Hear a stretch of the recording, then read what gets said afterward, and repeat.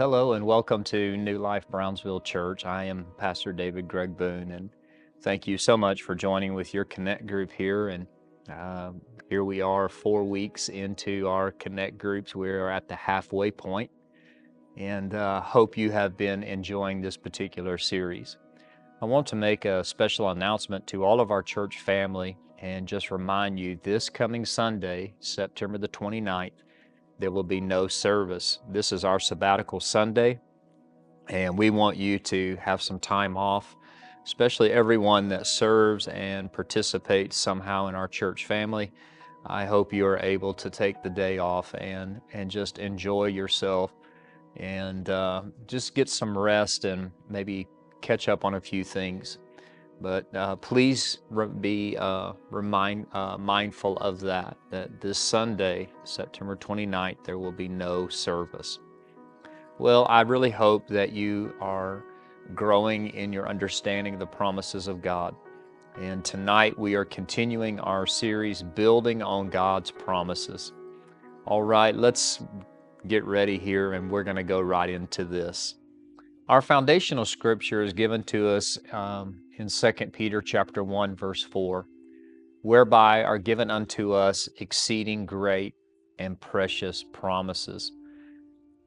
Through this series, we have been uncovering promises that definitely relate to us and that are ours. They belong to us.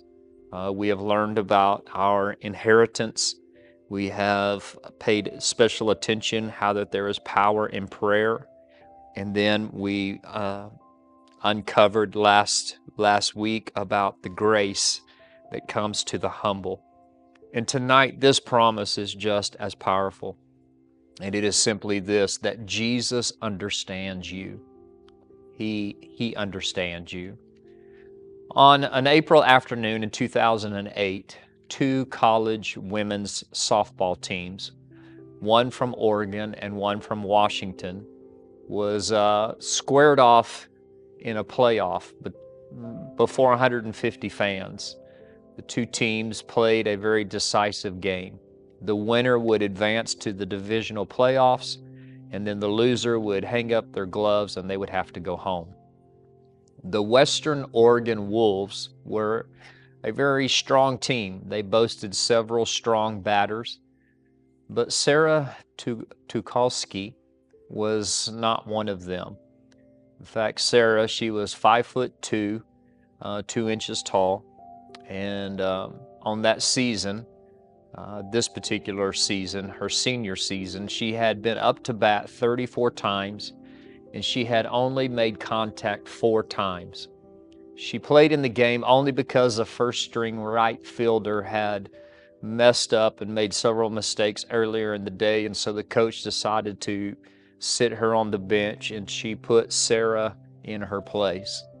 Sarah had never hit a home run, never in high school and definitely not in college. But on that Saturday, with 2 runners on base, she connected with a curveball and sent it sailing over the left field fence. In her excitement, Sarah, running as she was and celebrating, missed the first base. She forgot to step on it. And so her coach shouted for her to return and touch it. When she turned and started back, something popped in her knee, and down she went. She dragged herself back to the bag, pulled her knee to her chest in pain, and then asked the first base coach, "What do I do?" The umpire wasn't even sure. He knew if any of Sarah's teammates assisted her, she would be out. Sarah knew if she tried to stand, she would collapse. Her team could not help her. Her leg could not support her. So how could she cross home plate? The umpires huddled to talk, and while they huddled, Sarah groans. And I want to stop there at this point in the story, and I want to make a comparison. You and I have a lot in common with Sarah Tukolsky. We too have stumbled, not in baseball, but we have in life. We have done our best only to trip and fall. And like Sarah, we are weakened, not with torn ligaments, but we are weakened with broken hearts, weary and even wounded spirits. So what do we do? Where do we turn? I suggest that we turn to one of the exceeding great and precious promises. It's given to us in Hebrews chapter 4, verse 15 and 16. For we do not have a high priest who is unable to sympathize with our weaknesses, but one who in every respect has been tempted as we are, yet without sin. Let us then with confidence draw near to the throne of grace, that we may receive mercy and find grace to help in time of need. What an exceeding, what a precious and great promise that this is, that we have a high priest who is able to understand us. Theological textbooks discuss this particular promise under this heading. They explain it by incarnation. Incarnation, the stunning idea, unbelievable idea that God became one of us. John chapter 1, verse 14, and the Word became flesh and dwelt among us, and we have seen His glory. Glory as of the only Son from the Father, full of grace and truth. God became flesh in the form of Jesus Christ. Jesus was miraculously conceived. He was born of a virgin. Had God simply descended to earth in the form of a mighty being, we would respect Him, but we would never draw near to Him. After all, how could God understand what it means to be human? Had God been biologically conceived with two earthly parents, we would draw near to Him, but would we want to worship Him? He would be no different than you and I. But if Jesus was both God and man at the same time, then we have the best of really both worlds, because we consider He was fully human, but He was also fully God. Colossians chapter 1, 15 and 16 says that Jesus is the image of the invisible God, the firstborn of all creation. For by Him all things were created in heaven and on earth, visible and invisible, whether thrones or dominions or rulers or authorities. All things were created through Him and for Him. Though Jesus appeared human, He was actually God. Colossians continues, chapter 1, verse 19, For in Jesus, all the fullness of God was well pleased to dwell. On the day Jesus commanded the demons to leave the possessed man, they did it. On the day Jesus told the storm to be quiet, it obeyed. On the day Jesus told dead men to rise up, the dead man to rise up, the dead daughter to sit up, the entombed Lazarus to come out, everything that Jesus said, they that heard Him, they obeyed what He said. Because Colossians 1 and 19, for in Jesus, in Him, all the fullness of God was well pleased to dwell. No wonder no one even argued when Jesus declared in Matthew 28:18, all authority in heaven and on earth has been given to me. You think the moon affects the tides? Well, it does, but Jesus controls the moon. You think the United States is a superpower? The United States has only the power that Jesus Christ gives and nothing more. You see, Jesus has authority over everything. God in Jesus Christ entered humanity. He was born just as all babies are born. His childhood was a common one. Luke 2, verse 52 says, Jesus grew in wisdom and stature and in favor with God and man. You see, His body developed, His muscles strengthened, His bones matured. And as an adult, He was weary enough to sit down next to a well, sleepy enough that He dozed off in a boat that was tossed by the waves. He became hungry in the wilderness and thirsty on the cross.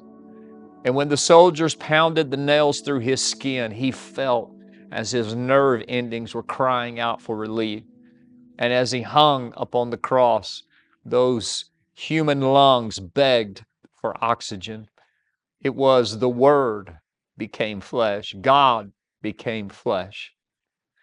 Does this matter? If you ever wonder if God understands you, then yes, this promise matters. If you ever wonder if God listens, then yes, this promise matters. If you wonder if God can comprehend the challenges you are facing, then yes, this promise matters.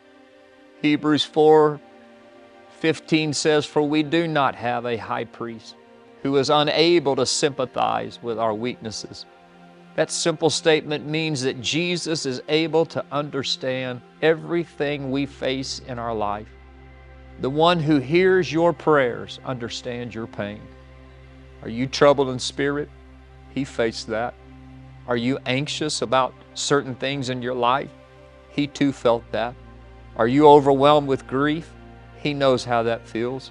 Have you ever prayed with loud cries and tears? He did that too. You see, Jesus understands you. So human, He could touch people. So mighty, He can heal them. So human, He spoke with an accent. So heavenly, He speaks with authority. So human, He could blend in unnoticed for 30 years. Yet so mighty, He changed the course of history and has never been forgotten for 2,000 years. All man, yet He is all God. So read the promise again. Read it slowly. Read it thoughtfully. Hebrews 4, verse 15 and 16.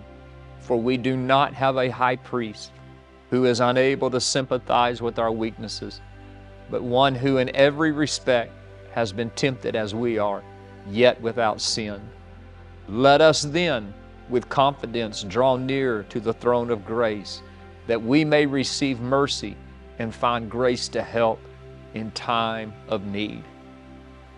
Some have pointed to the sinlessness of Jesus as evidence that He cannot fully understand us. If He never sinned, they want to reason, how could Jesus understand the full force of sin? He felt it more than we did. You see, you and I, we give in to temptation of sin. He never did. We surrender to it. He never did. He stood before the wave of temptation again and again, and He never wavered. He then volunteered to feel the consequences of sin. 2 Corinthians 5, verse 21, God made Him who had no sin to be sin for us, so that in Him we might become the righteousness of God. Think about it. Jesus didn't deserve to feel the shame, but He felt it. He didn't deserve the humiliation, but He experienced it. He had never sinned, yet He was treated like a sinner. He became sin. Why? So that He could understand what you're facing. All the guilt, the remorse, the embarrassment, Jesus understands it. So does this promise matter? Yes, it matters to all of us who have fallen and come short of the glory of God. We need to know this promise, this exceeding great and precious promise. Hebrews 4, verse 16, let us then with confidence draw near to the throne of grace, that we may receive mercy and find grace to help in the time of need. Because Jesus is human, He understands you. And because He is God, He can help you. Remember at the beginning, Sarah Tukolsky, the girl who tore an ACL during the home run trot that she was making. When we left her, she was lying on the ground, clutching her knee with one hand and hanging on to first base with the other hand. The umpires are huddled together. The players stood and watched. The fans shouted for someone to take Sarah off the field, but she didn't want to leave. She wanted to cross home plate. Mallory Holtman came up with a solution. She played first base for the opposing team, Central Washington University. She was a senior and wanted a victory. A loss would end her season. Now you would think Mallory would be happy to see the home run nullified, but she wasn't. Hey, she shouted over to the umpire, can I help her around the bases? And the umpire shrugged for a moment, thought, and said, yes, you can do that. And so Mallory did. She signaled for the shortstop to help her, and the two walked toward the injured player. They looked at her and they said, we're going to pick you up and we're going to carry you around the bases. And by this time, tears are streaking down Sarah's cheeks. Thank you so much.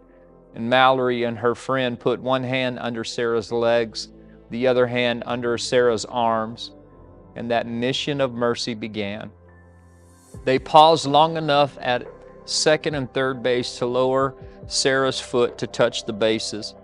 By the time they headed home, the spectators had risen to their feet.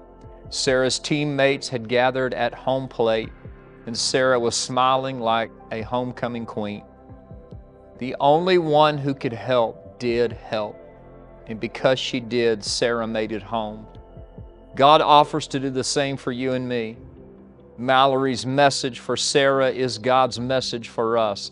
I'm going to pick you up and carry you home, because you cannot make it on your own. But Jesus has a strength you do not have. He is, after all, your high priest, able and willing to help you in your time of need. Let Him do what He came to do. Let Him carry you home. Oh, that exceeding great and precious promise that Jesus understands you. I hope tonight that you'll have a time to share and to go through some questions and talk with one another, because this is such an important promise. Jesus understands you. It is such a great promise to us that He can help you. All of us stand in need of Him. Jesus can help you. He understands you. God bless you tonight. You have a wonderful time. You have a wonderful time sharing. I look forward to being with you next week. God bless.